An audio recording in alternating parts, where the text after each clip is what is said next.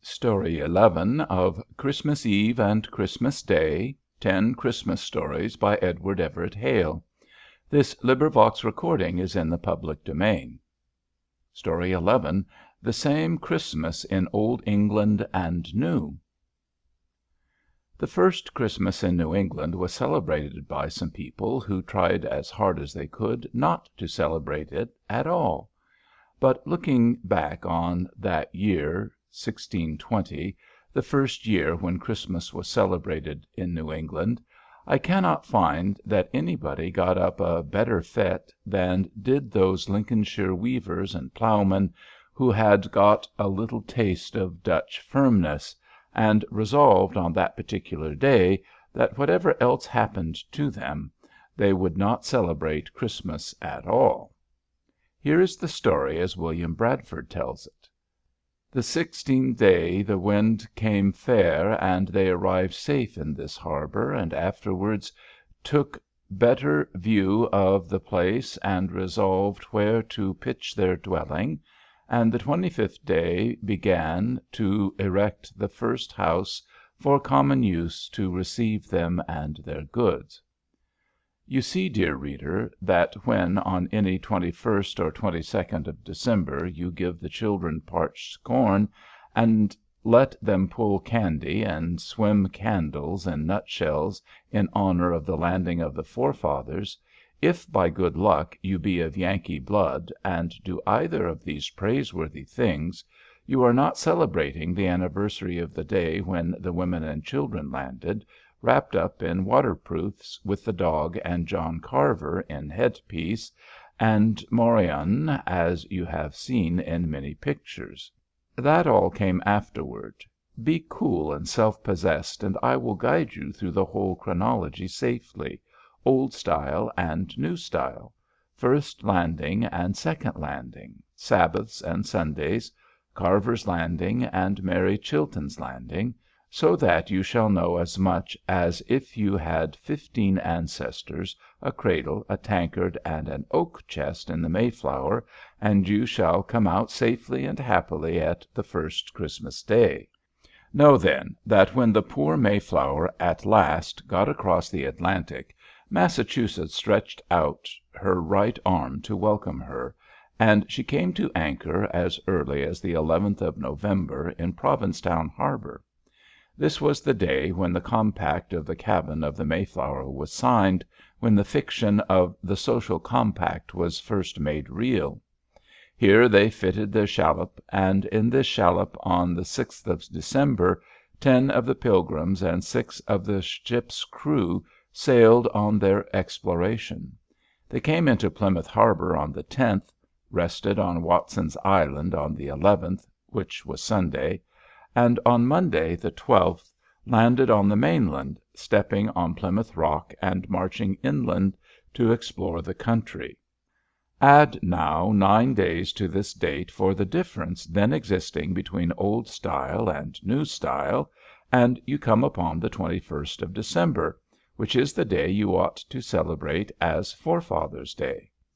On that day give the children parched corn in token of the new Provant, the English walnut in token of the old, and send them to bed with Elder Brewster's name, Mary Chilton's, Edward Winslow's, and John Billington's to dream upon. Observe still that only these 10 men have landed. All the women and children and the other men are over in Provincetown Harbor. These 10, liking the country well enough, go across the bay to Provincetown, where they find poor Bradford's wife drowned in their absence, and bring the ship across into Plymouth Harbor on the 16th. Now you will say, of course, that they were so glad to get here that they began to build at once, but you are entirely mistaken, for they did not do any such thing. There was a little of the John Bull about them, and a little of the Dutchman. The 17th was Sunday. Of course they could not build a city on Sunday. Monday they explored, and Tuesday they explored more. Wednesday, After we had called on God for direction, we came to this resolution, to go presently ashore again, and to take a better view of two places, which we thought most fitting for us, for we could not now take time for further search or consideration, our victuals being much spent, especially our beer." Observe, this is the Pilgrims' or forefathers' beer, and not the beer of the ship, of which there was still some store. Acting on this resolution, they went ashore again, and concluded, by most voices, to build Plymouth where Plymouth now is. One recommendation seems to have been, that there was a good deal of land already clear; but this brought with it the counter difficulty, that they had to go half a quarter of a mile for their wood. So there they left 20 people on shore, resolving the next day to come and build their houses. But the next day it stormed, and the people on shore had to come back to the ship, and Richard Bretteridge died. And on Friday it stormed so that they could not land, and the people on the shallop who had gone ashore the day before could not get back to the ship. Saturday was the 23rd as they counted, and some of them got ashore and cut timber and carried it to be ready for building. But they reserved their forces still, and Sunday, the 24th, no one worked, of course. So that when Christmas Day came, the day which every man, woman, and child of them had been trained to regard as a holy day, as a day specially given to festivity, and specially exempted from work, all who could went on shore and joined those who had landed already, so that William Bradford was able to close the first book of his history by saying, "The 25th day began to erect the first house for common use, to receive them and their goods." Now, this all may have been accidental. I do not say it was not. But when I come to the record of Christmas for next year and find that Bradford writes, "On the day called Christmas Day, the Governor called them out to work, as was used," I cannot help thinking that the leaders had a grim feeling of satisfaction in secularizing the first Christmas as thoroughly as they did. They wouldn't work on Sunday, and they would work on Christmas. They did their best to desecrate Christmas, and they did it by laying one of the cornerstones of an empire. Now, if the reader wants to imagine the scene, the Christmas celebration or the Christmas desecration, he shall call it which he will, according as he is Roman or Puritan himself. I cannot give him much material to spin his thread from. Here is the little story in the language of the time. Monday, the 25th day, we went on shore, and some fell to timber, some to saw, some to rew, some to carry, so no man rested on that day, but towards night, some, as they were at work, heard a noise of some Indians, which caused us all to go to our muskets, but we heard no further, so we came aboard again, and left some 20 to keep the court of guard. That night we had a sore storm of wind and rain. Monday, the 25th, being Christmas Day, we began to drink water aboard, but at night the master caused us to have some beer, and so on board we had divers times now and then some beer, but on shore none at all. There is the story as it is told by the only man who chose to write it down. Let us not at this moment go into an excursus to inquire who he was and who he was not. Only diligent investigation has shown besides that this first house was about 20 feet square, and that it was for their common use to receive them and their goods. The tradition says that it was on the south side of what is now Leyden Street, near the declivity of the hill. What it was, I think, no one pretends to say absolutely. I am of the mind of a dear friend of mine who used to say that, in the hardships of those first struggles, these old forefathers of ours, as they gathered round the fires, which they did have, no Christian registers for them to warm their cold hands by, used to pledge themselves to each other in solemn vows that they would leave to posterity no detail of the method of their lives.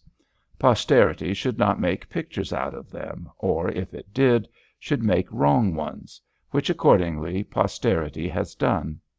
What was the nature, then, of this 20-foot square storehouse, in which afterward they used to sleep pretty compactly, no man can say.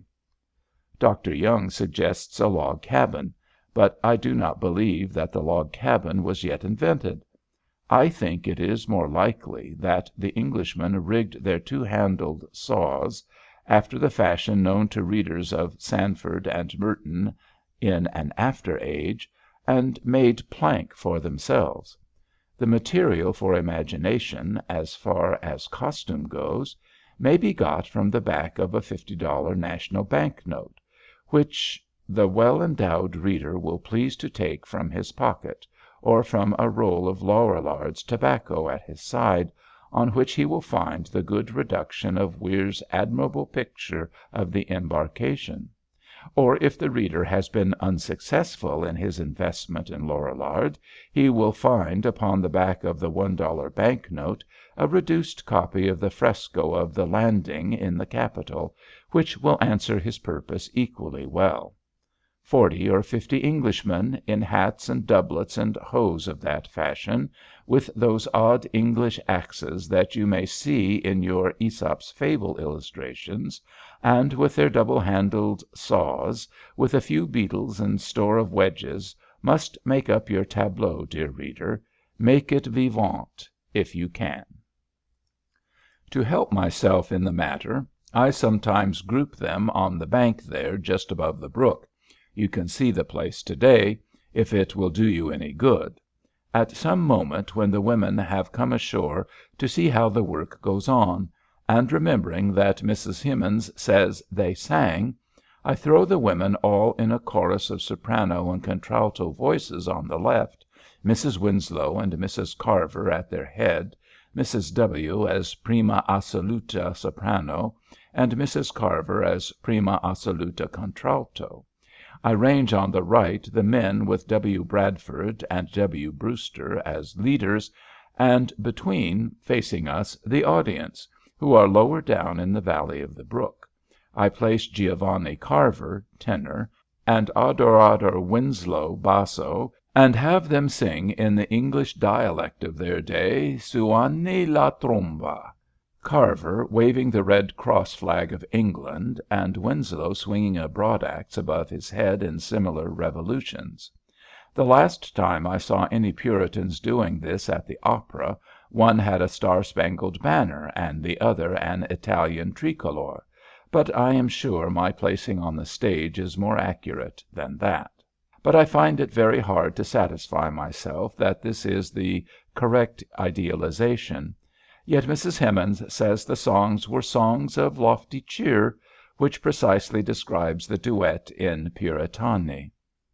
It would be an immense satisfaction if by palimpsest under some old cash book of that century, or by letters dug out from some family collection in England, one could just discover that John Billington, having become weary with cutting down a small fir tree which had been allotted to him, took his snappence and shot with him, and called a dog he had, to whom in the Low Countries the name Crab had been given, went after fowl.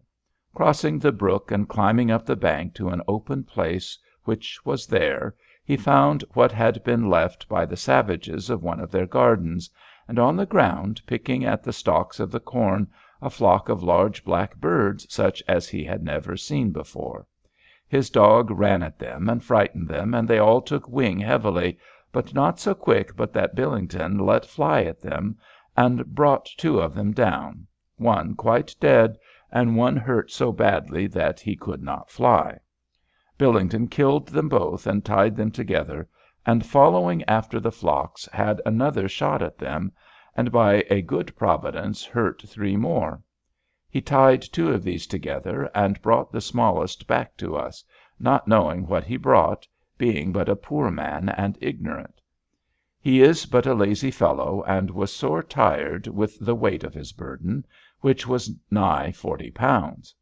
So soon as he saw it the Governor and the rest knew that it was a wild turkey, and albeit he chid Billington sharply, he sent 4 men with him, as it were Caleb's and Joshua's, to bring in these firstlings of the land. They found the 2 first and brought them to us, but after a long search they could not find the others, and so gave them up, saying the wolves must have eaten them. There were some that thought John Billington had never seen them either, but had shot them with a long bow.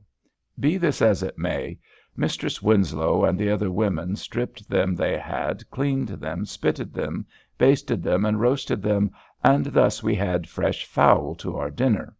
I say it would have been very pleasant to have found this in some palimpsest, but if it is in the palimpsest, it has not yet been found. As the Arab proverb says, there is news, but it has not yet come. I have failed in just the same way to find a letter from that rosy-cheeked little child you see in Sargent's picture, looking out of her great wondering eyes, under her warm hood, into the desert. I overhauled a good many of the cotton manuscripts in the British Museum Otho and Caligula, if anybody else wants to look, and Mr. Sainsbury let me look through all the portfolios I wanted in the State Paper Office, and I am sure the letter was not there then. If anybody has found it, it has been found since I was there. If it ever is found, I should like to have it contain the following statement. We got tired of playing by the fire, and so some of us ran down to the brook and walked till we could find a place to cross it, and so came up to a meadow as large as the common place at Leyden. There was a good deal of ice upon it in some places, but in some places behind, where there were bushes, we found good store of berries growing on the ground. I filled my apron, and William took off his jerkin and made a bag of it, and we all filled it to carry up to the fire. But they were so sour that they puckered our mouths sadly. But my mother said they were cranberries, but not like your cranberries in Lincolnshire, and having some honey in one of the logs the men cut down, she boiled the cranberries and the honey together, and after it was cold we had it with our dinner. And besides there were some great pompions which the men had brought with them from the first place we landed at, which were not like Cinderella's, but had long tails on them, and of these my mother and Mrs. Brewster and Mrs. Warren made pies for dinner. We found afterwards that the Indians called these pompions Ascouta squash. But this letter, I am sorry to say, has not yet been found. Whether they had roast turkey for Christmas I do not know. I do know, thanks to the recent discovery of the old Bradford manuscript, that they did have roast turkey at their first Thanksgiving. The veritable history, like so much more of it, alas, is the history of what they had not, instead of the history of what they had. Not only did they work on the day when all their countrymen played, but they had only water to drink on the day when all their countrymen drank beer. This deprivation of beer is a trial spoken of more than once, and as late as 1824 Mr. Everett, in his Pilgrim Oration, brought it in high up in the climax of the catalogue of their hardships. How many of us in our school declamations have stood on one leg as bidden in Lovell's Speaker, raised the hand of the other side to an angle of 45 degrees, as also bidden, and repeated, as also bidden, not to say compelled, the words, "I see them, escaped from these perils, pursuing their almost desperate undertaking, and landed at last, after a 5 months' passage, on the ice-clad rocks of Plymouth, weak and exhausted from the voyage, poorly armed, scantily provisioned, depending on the charity of their shipmaster for a draught of beer on board, drinking nothing but water on shore, without shelter, without means, surrounded by hostile tribes." Little did these men of 1620 think that the time would come when ships would go round the world without a can of beer on board; that armies would fight through years of war without a ration of beer or of spirit, and that the builders of the Lawrences and Vinlands, the pioneer towns of a new Christian civilization, would put the condition into the title deeds of their property that nothing should be sold there which could intoxicate the buyer. Poor fellows! They missed the beer, I am afraid, more than they did the play at Christmas. And as they had not yet learned how good water is for a steady drink, the carnal mind almost rejoices that when they got on board that Christmas night, the curmudgeon shipmaster, warmed up by his Christmas jollifications, for he had no scruples, treated to beer all around, as the reader has seen.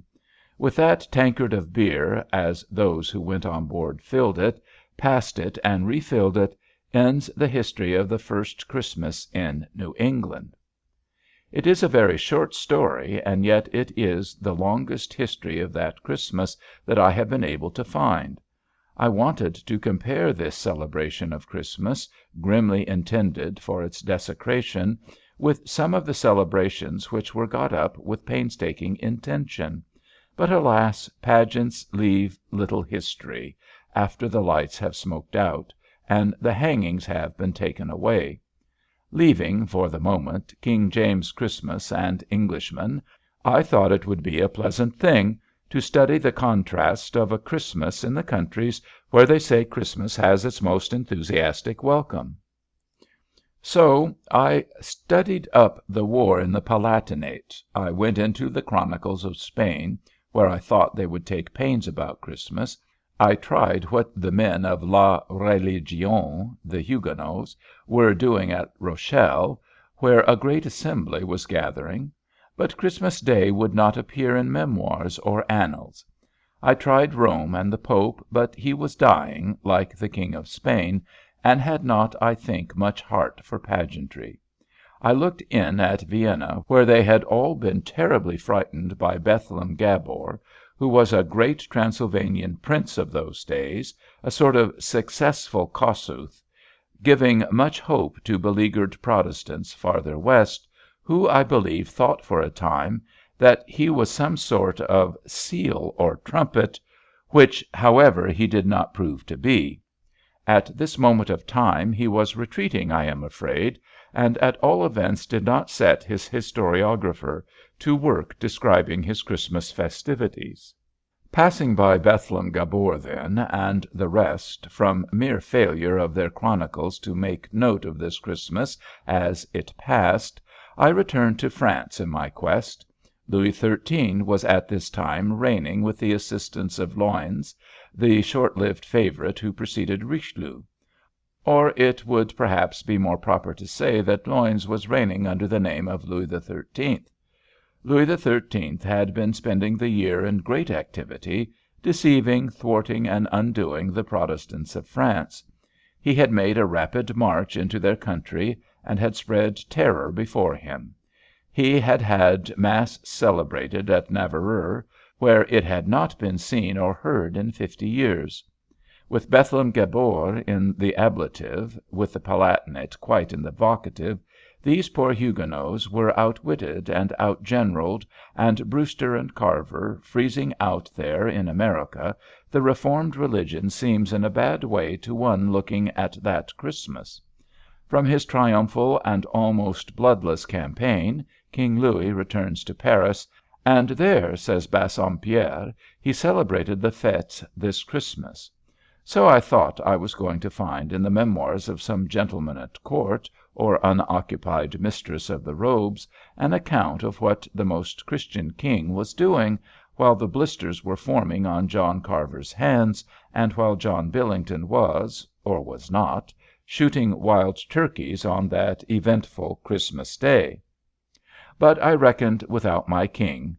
For this is all a mistake, and whatever else is certain, it seems to be certain that King Louis XIII. Did not keep either Christmas in Paris, either the Christmas of the old style or that of the new. Such, alas, is history, dear friend. When you read in to night's Evening Post that your friend Dalrymple is appointed Minister to Russia, where he has been so anxious to go, do not suppose he will make you his Secretary of Legation.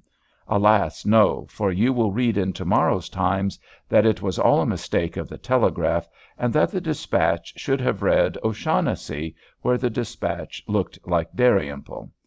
So here, as I whetted my pencil, wetted my lips, and drove the attentive librarian at the Astor almost frantic, as I sent him up stairs for you 5 times more, it proved that Louis XIII. Did not spend Christmas in Paris, but that Bassompierre, who said so, was a vile deceiver. Here is the truth in the Mercure Française, flattering and obsequious annual register of those days. The King at the end of this year visited the frontiers of Picardy. In this whole journey, which lasted from the 14th of December to the 12th of January, New Style, the weather was bad, and those in His Majesty's suite found the roads bad. Change the style back to the way our Puritan counted it, and observe that on the same days, the 5th of December to the 3rd of January, Old Style, those in the suite of John Carver found the weather bad and the roads worse. Let us devoutly hope that His Most Christian Majesty did not find the roads as bad as his suite did. And the King, continues the Mercure, sent an extraordinary ambassador to the King of Great Britain at London, the Marshal Cadenet, brother of the favourite Luynes. He departed from Calais on Friday, the 1st day of January, very well accompanied by noblesse. He arrived at Dover the same evening, and did not depart from Dover until the Monday after. Be pleased to note, dear reader, that this Monday, when this ambassador of a most Christian king departs from Dover, is on Monday the 25th day of December of Old Style or Protestant Style, when John Carver is learning wood cutting, by way of encouraging the others. Let us leave the King of France to his bad roads, and follow the fortunes of the favourite's brother, for we must study an English Christmas after all. We have seen the Christmas holidays of men who had hard times for the reward of their faith in the Star of Bethlehem. Let us try the fortunes of the Most Christian King's people, as they keep their second Christmas of the year among a Protestant people. Observe that a week after their own Christmas of New Style, they land in Old Style England, where Christmas has not yet begun. Here is the Mercure Française account of the Christmas holidays, flattering and obsequious as I said. Marshal Cadenet did not depart from Dover till the Monday after, Christmas Day, Old Style. The English Master of Ceremonies had sent 20 carriages and 300 horses for his suite. If only we could have had 10 of the worst of them at Plymouth, they would have drawn our logs for us that half-quarter of a mile, but we were not born in the purple. He slept at Canterbury, where the Grand Seneschal of England, well accompanied by English noblemen, received him on the part of the King of England. Wherever he passed, the officers of the cities made addresses to him, and offers, even ordering their own archers to march before him and guard his lodgings. When he came to Gravesend, the Earl of Arundel visited him on the part of the king, and led him to the royal barge. His whole suite entered into 25 other barges, painted, hung with tapestry, and well adorned. Think of our poor rusty shallop there in the Plymouth Bay, in which, ascending the Thames, they arrived in London Friday the 29th December, January 8th, New Style. On disembarking, the ambassador was led by the Earl of Arundel to the palace of the late Queen, which had been superbly and magnificently arranged for him.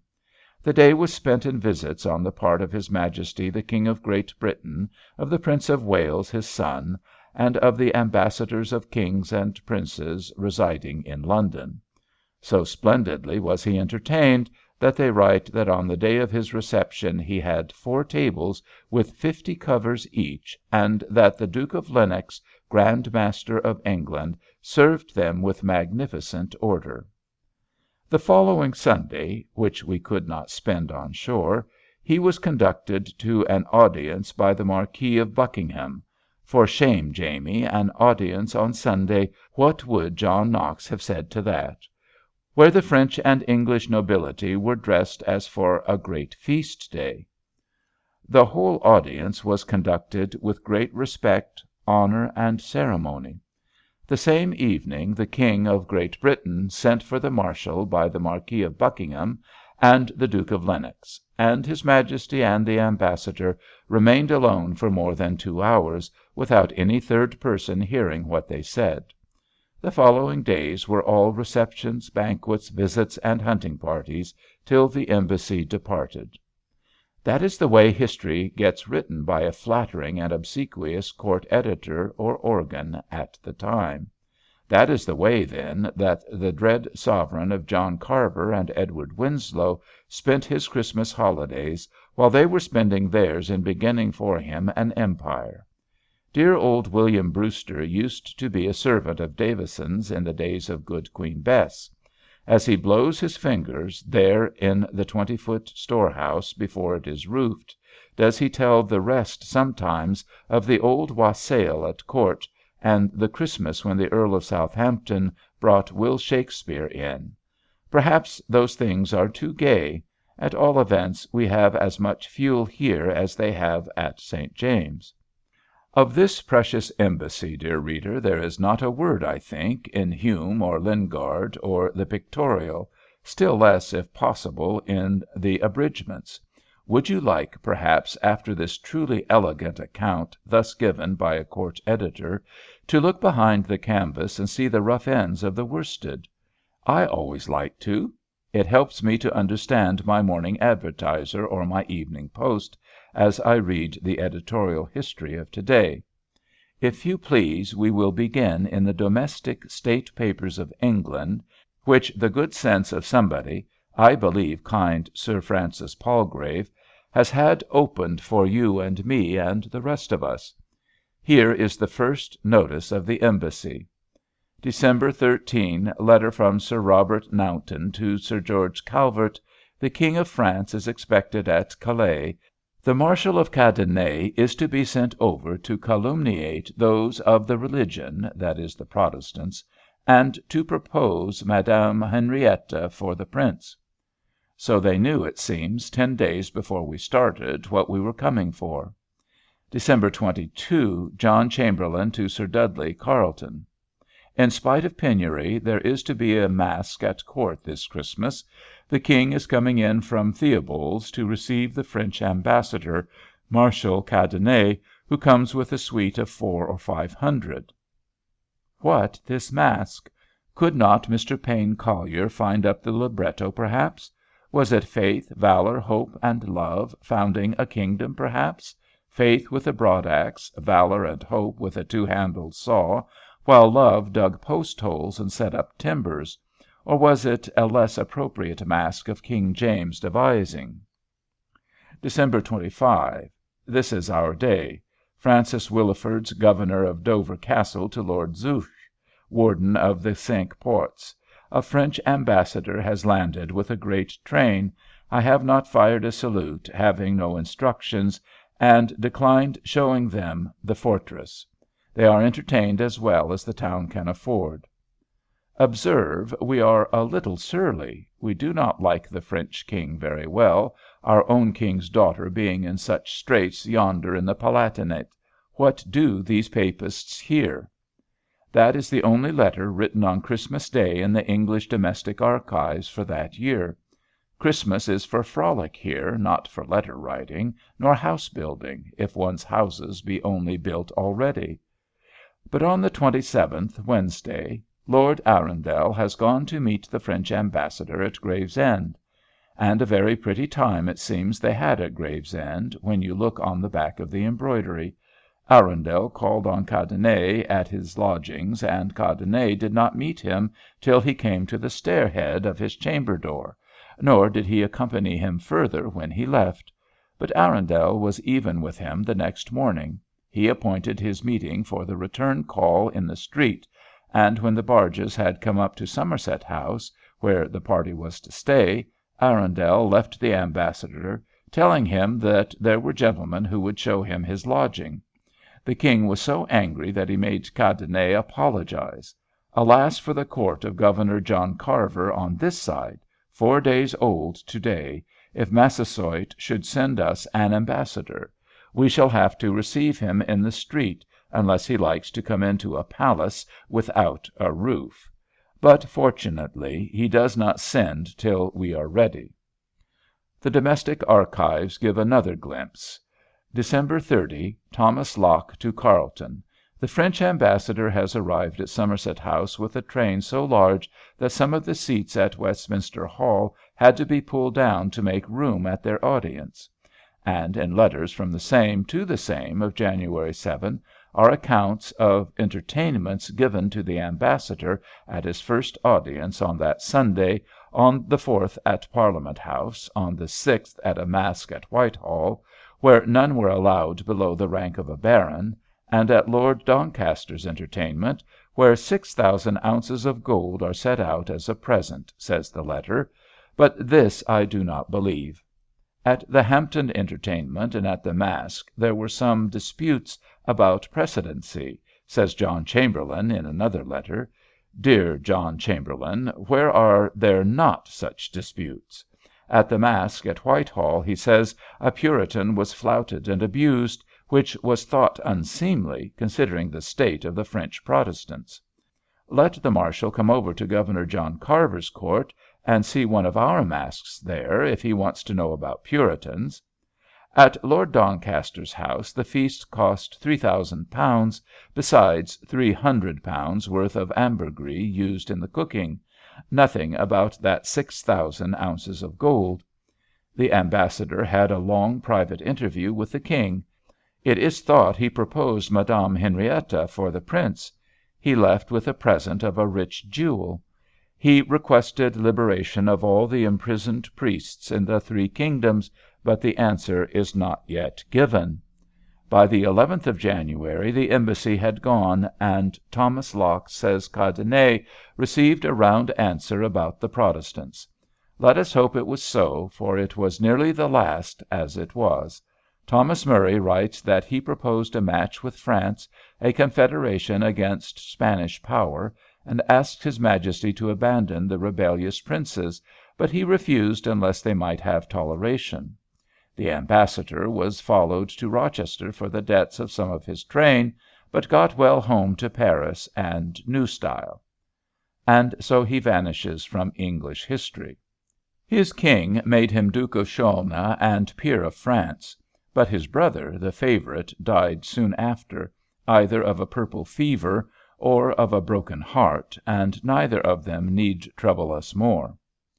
At the moment the whole embassy seemed a failure in England, and so it is spoken of by all the English writers of the time whom I have seen.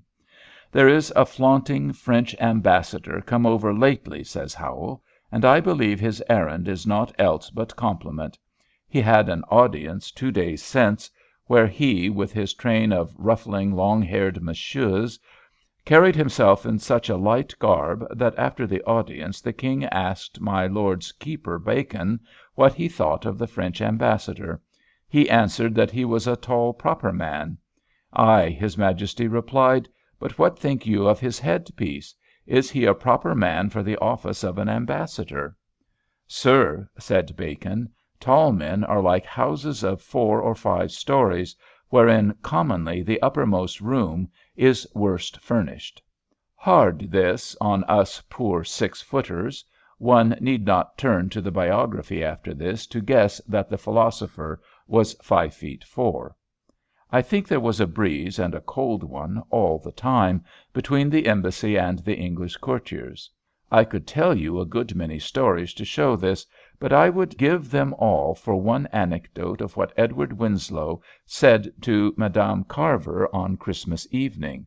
They thought it all naught because they did not know what would come of it. We do know. And I wish you to observe all the time, beloved reader, whom I press to my heart for your steadiness in perusing so far, and to whom I would give a jewel had I one worthy to give, in token of my consideration, how you would like a Royalston beryl or an Attleboro topaz.